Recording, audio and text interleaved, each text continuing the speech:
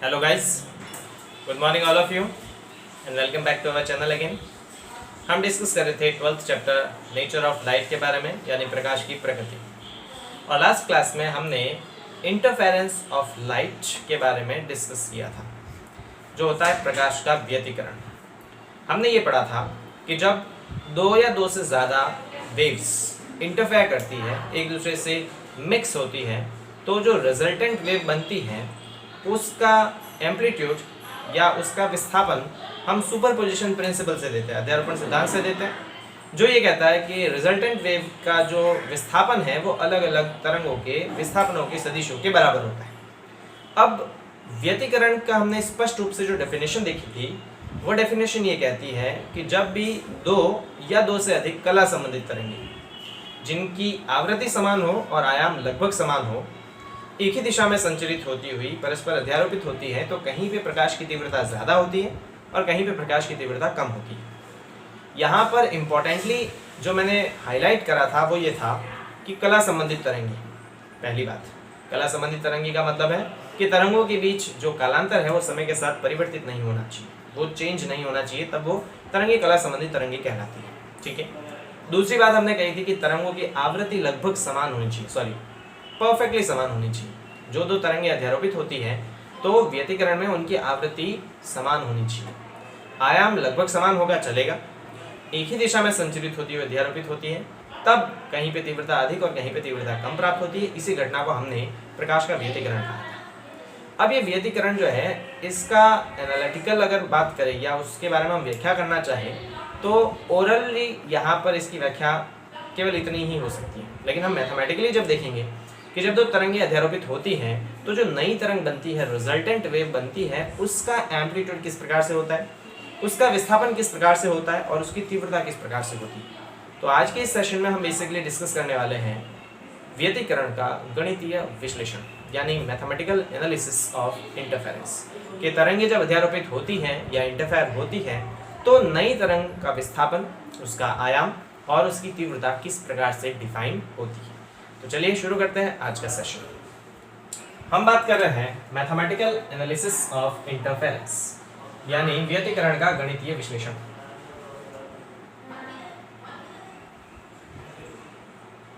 व्यतिकरण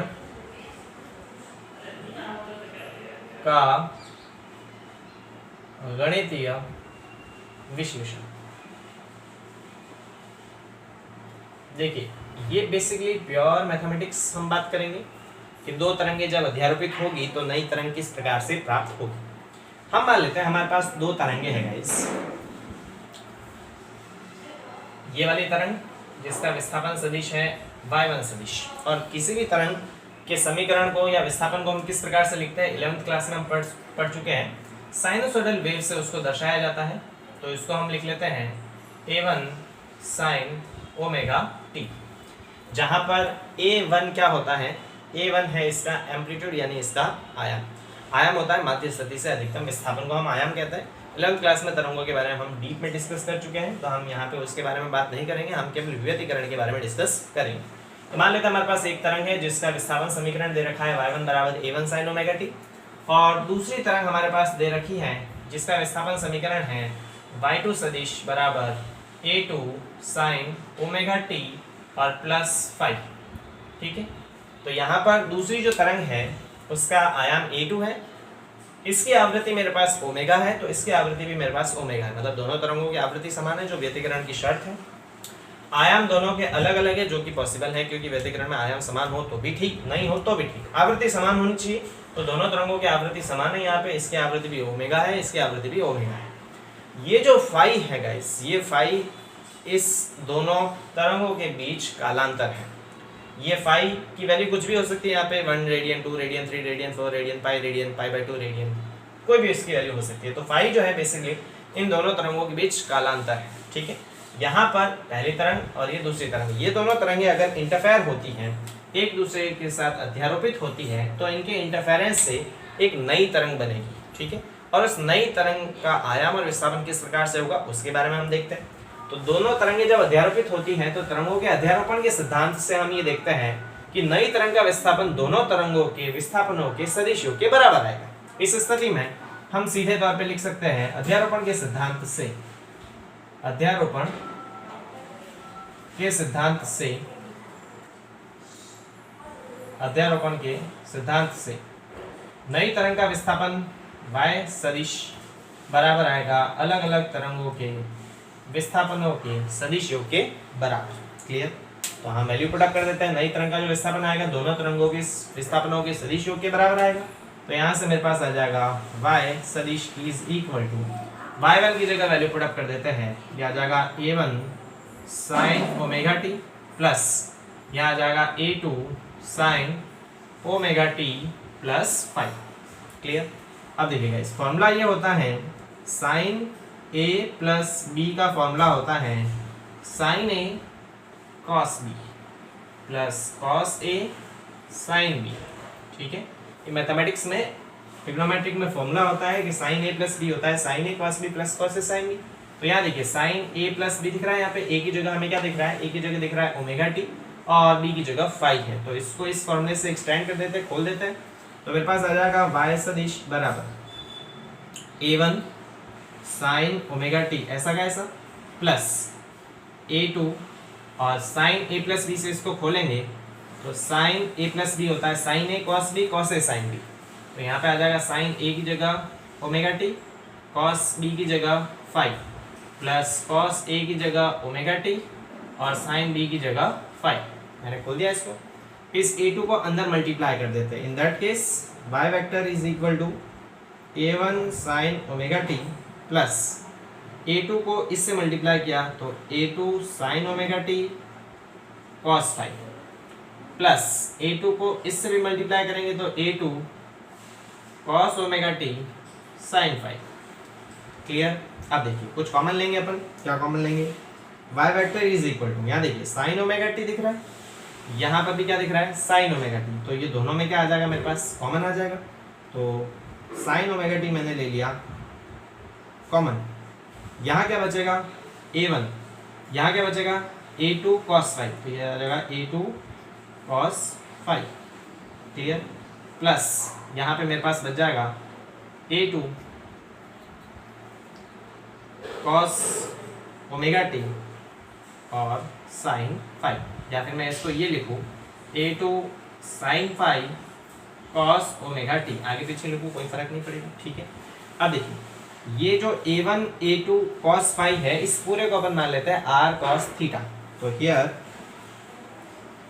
a1 plus a2 cos five को हम मान लेते हैं r cos थीटा से इक्वेशन फर्स्ट, और a2 साइन फाइव जो है इसको अपन मान लेते हैं a2 साइन फाइव, इसको मान लेते हैं r साइन थीटा से इक्वेशन सेकंड। तो हमने इन दोनों को मान लिया, इसको माना मैंने r cos थीटा और a2 साइन फाइव को मैंने माना r साइन थीटा। मैं इसको अंडरलाइन कर लेता हूँ ताकि आपको याद रहे मैंने किसको क्या माना। इस वाले को मैंने माना है r cos थीटा और इसके नीचे वाले को मैंने क्या माना है, ये वाला, इसको मैंने माना है r साइन थीटा। ऑलराइट, तो हम इन दोनों की जगह ये वैल्यू पुट कर देते हैं। तो क्या आ जाता है मेरे पास y vector is equal to sine omega t, इस पूरे की जगह आ जाएगा r cos थीटा तो into r cos theta plus यहाँ इस पूरे की जगह आ जाएगा r sine theta, so r sine theta और cos ओमेगा टी। इसको वापस मैं व्यवस्थित लिखूँ तो क्या आ जाएगा मेरे पास, क्या आ जाएगा r sign omega t cos theta plus यहाँ पर आ जाएगा r cos omega t sine theta. दोनों में r कॉमन है तो कॉमन ले लेता है, r कॉमन, यहाँ बचेगा sign omega t cos theta plus cos omega t sine theta. Clear?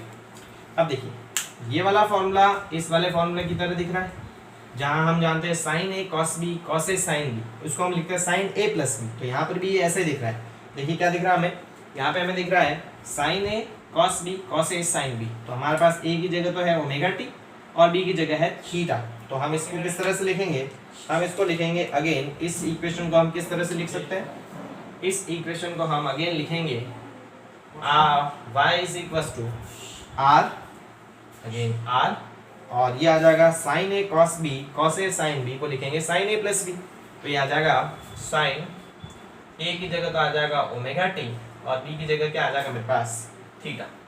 तो ये वाली मेरे पास जो इक्वेशन आती है गाइस, इक्वेशन 3, इक्वेशन 3 बेसिकली हमारे पास इन दोनों तरंगों के अध्यारोपण से जो नई तरंग बनती है उस नई तरंग के विस्थापन को व्यक्त करती है। तो हम क्या लिखेंगे, समीकरण 3 इन दोनों तरंगों के अध्यारोपण से प्राप्त परिणामी तरंग के विस्थापन को व्यक्त करती है। तो लिख लेंगे इक्वेशन 3, इक्वेशन 3 परिणामी तरंग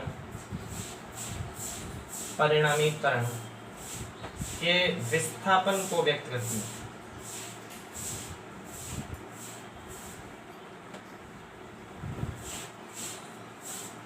ठीक है, और अगर समीकरण 3 परिणामी तरंग के विस्थापन को व्यक्त करती है तो यहाँ पे हम क्या देखते हैं, जैसे हमने देखा था y इज इक्वल टू होता है a sin ओमेगा t, जहाँ a इसके आयाम को रिप्रेजेंट करता है। तो जो परिणामी तरंग बनेगी इन दोनों तरंगों के अध्यारोपण से जो नई तरंग हमारे पास बनेगी उस नई तरंग को हम यहाँ पे इस तरह से बना लेते हैं। ठीक है, मान लेते हैं ये नई तरंग बनी और इस नई तरंग का विस्थापन समीकरण हमारे पास इस इक्वेशन नंबर 3 से दिया जाता है। ठीक है, तो यहाँ पर ये जो r है गाइस, ये r इस परिणामी तरंग का क्या है, आयाम है। इस परिणामी तरंग का आयाम है। इस आयाम को हम किस तरह से ज्ञात करेंगे वो देखिए, तो हम समीकरण 1 और 2 का स्क्वायर करके जोड़ देते हैं। ठीक है, इक्वेशन 1 और 2 का स्क्वायर करके ऐड करते हैं।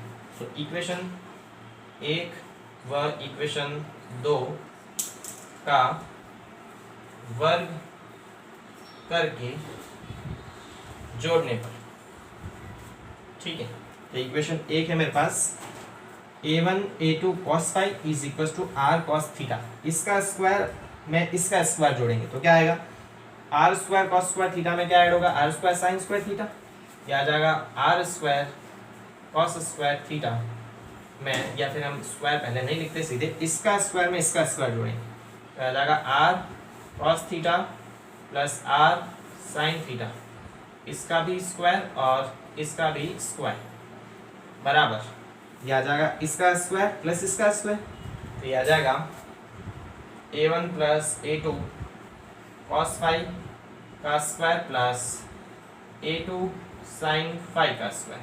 क्लियर, अब देखिए इसका स्क्वायर खोलेंगे तो ये आ जाएगा r square cos square theta plus r square sin square theta बराबर a प्लस b का whole square, a square plus b square plus 2ab, तो ये आ जाएगा a square plus b square, इस पूरे का स्क्वायर, और प्लस 2a और b की जगह a2 cos फाई, और प्लस इसका स्क्वायर खोलेंगे तो ये आ जाएगा a2 square sine square phi.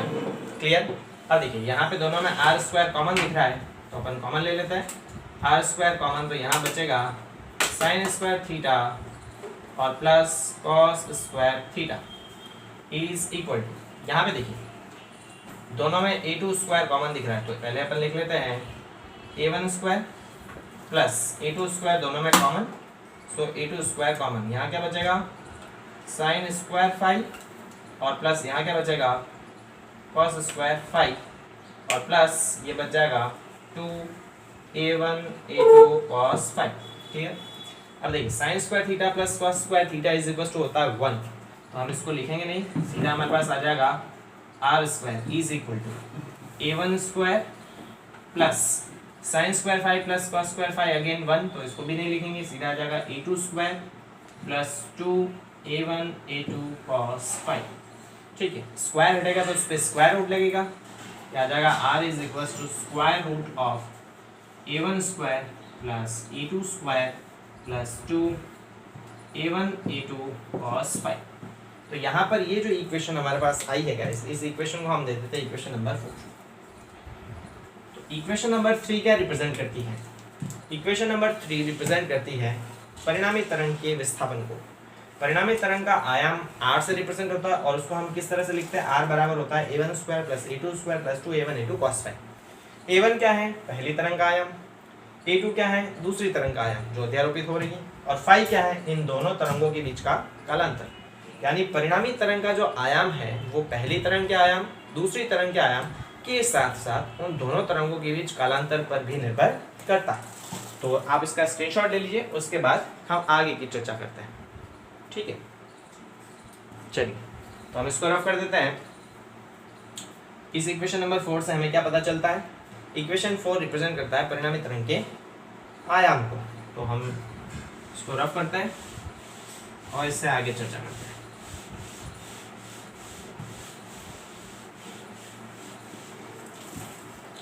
Equation number 4, equation 4 परिणामी तरंग के आयाम को व्यक्त करती है। ठीक है, और इम्पोर्टेंटली हमें ये पता है कि परिणामी तरंग का जो आयाम है वो पहली तरंग के आयाम, दूसरी तरंग के आयाम के साथ साथ दोनों के बीच कला कोण पर भी निर्भर करता है, कालांतर पर भी निर्भर करता है। यहाँ पे ये फाइन कालांतर है। ठीक, अब यहाँ पर हम ये देखते हैं कि हमें एक्चुअली ये नहीं पता होता है कि जब दो तरंगें अध्यारोपित होती है तो हमें एक्चुअली ये नहीं पता होता है कि उनका आयाम कैसे ज़्यादा होगा या कैसे कम होगा। हमें तो बेसिकली तीव्रता पता चलती है कि तीव्रता कितनी ज़्यादा या कितनी कम होगी। ठीक है, अब इसके अलावा हम पहले ये देख लेते हैं कि जो परिणामी तरंग बनेगी उसका क्या कला कोण होगा। ठीक है, यानी इस थीटा के वैल्यू अपन डिसाइड कर लेते हैं। तो हम क्या करते हैं, समीकरण 2 में समीकरण 1 का भाग दे देते हैं। समीकरण 2 में समीकरण 1 का भाग देते हैं। तो हमारे पास समीकरण 2 क्या थी, समीकरण 2 थी r sin theta is equal to A2 sin phi. ये समीकरण 2 थी, इसमें किसका भाग देना है, समीकरण 1 का, यानी r cos थीटा बराबर A1 plus A2 cos phi. ठीक है, तो देखिए r से r कैंसिल हो जाएगा, sin theta upon cos theta आ जाएगा tan थीटा बराबर यहाँ आ जाएगा A2 sin फाई और upon A1 plus A2 cos phi. यहाँ से थीटा बराबर आ जाएगा tan of inverse A2 sin phi और upon A1 plus A2 cos phi. Clear, यानी ये जो थीटा है इसको हम दे देते हैं equation number 5। Equation number 5 basically क्या रिप्रेजेंट करता है, परिणामी तरंग के कला कोण को रिप्रेजेंट करता है। और इससे भी हमें क्या पता चलता है कि जो परिणामी तरंग बनेगी, इन दोनों तरंगों के अध्यारोपण से जो परिणामी तरंग बनेगी वो परिणामी तरंग का कला कोण भी पहली तरंग के आयाम, दूसरी तरंग के आयाम के साथ साथ दोनों के बीच कला कोण पर भी निर्भर करता है। एग्जाम्पल मान लेते हैं, for example if A1 is equal to A2 is equal to A, मान लेते हैं जो दो तरंगें अध्यारोपित हो रही है उन दोनों तरंगों के आयाम समान है, पहली तरंग का आयाम दूसरी तरंग के आयाम के बराबर है, वो A मान लेते हैं। इन दैट केस हमारे पास क्या वैल्यू निकल के आती है, और ये भी मान लेते हैं कि दोनों तरंगों के बीच कला कोण जो है, दोनों तरंगों के बीच कला कोण वो मान लेते हैं हम 90 डिग्री। ठीक है, दोनों तरंगों के बीच कला कोण 90 डिग्री है। तो इस केस में थीटा बराबर क्या आ जाएगा, थीटा बराबर आ जाएगा tan ऑफ इनवर्स A2 की जगह A, sin फाई की जगह sin 90 अपॉन A1 की जगह A प्लस A2 की जगह A और cos फाई की जगह cos 90। ठीक है, देखिए sin 90 की वैल्यू होती है 1, so it becomes theta is equal to tan of inverse only A और नीचे cos 90 की वैल्यू होती है 0, तो केवल ये बचेगा A अपॉन A बिकम्स 1। सो मेरे पास थीटा बराबर क्या आ जाएगा, थीटा बराबर आ जाएगा tan इनवर्स 1, और tan इनवर्स 1 tan किसकी वैल्यू 1 होती है 45 की। सो इन दैट केस थीटा बराबर आ जाएगा 45। इसका क्या मतलब है, इसका ये मतलब है कि अगर पहली तरंग और दूसरी तरंग का आयाम समान हो और इन दोनों के बीच 90 डिग्री का कालांतर हो, मतलब पहली तरंग के बाद दूसरी तरंग 90 डिग्री बाद स्टार्ट होती हो, तो इन दोनों के अध्यारोपण से जो तीसरी तरंग बनेगी परिणामी तरंग, वो 45 डिग्री के एंगल से स्टार्ट होगी। क्लियर, तो इस प्रकार इक्वेशन 3 रिप्रेजेंट करता है परिणामी तरंग के विस्थापन को, इक्वेशन 4 रिप्रेजेंट करता है परिणामी तरंग के आयाम को, और इक्वेशन 5 रिप्रेजेंट करता है परिणामी तरंग के कला कोण। लेकिन हमें बेसिकली ये नहीं पता होता है कि तरंगें अध्यारोपित होती है तो उनका आयाम कैसे होगा, बढ़ेगा घटेगा। हमें तो बेसिकली ये पता होता है कि उनकी तीव्रता किस प्रकार से परिवर्तित होगी, तो उनकी तीव्रता अपन निकाल लेते हैं। इस पूरे को अपन रफ कर देते हैं। ठीक है, स्क्रीनशॉट लीजिए इसका और इसको हम रफ कर देते हैं। चलिए तो इसको रफ कर देते हैं।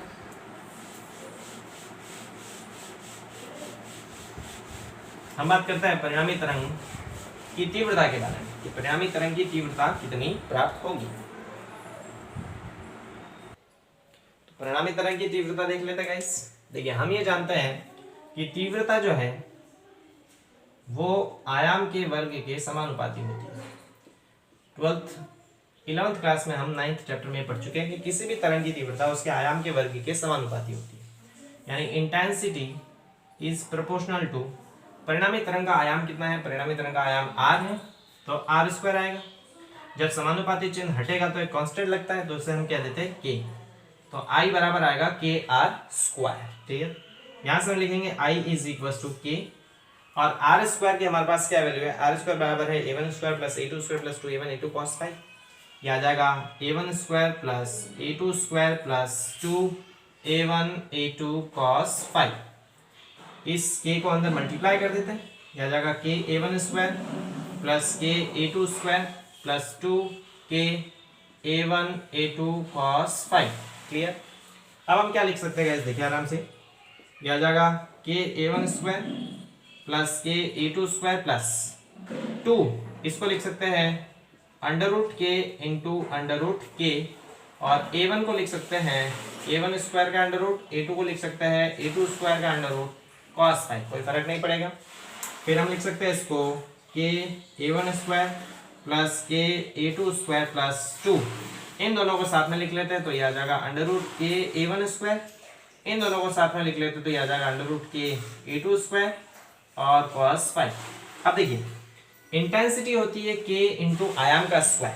ठीक है, तो यहाँ देखिए k तो है और a1 स्क्वायर, a1 किसका आयाम है, a1 किसका आयाम है, पहली तरंग का आयाम है। तो पहली तरंग की तीव्रता किस प्रकार से लिखी जाएगी, पहली तरंग की तीव्रता I1 बराबर आएगी k a1 स्क्वायर और दूसरी तरंग की तीव्रता I2 बराबर क्या आएगी k a2 स्क्वायर।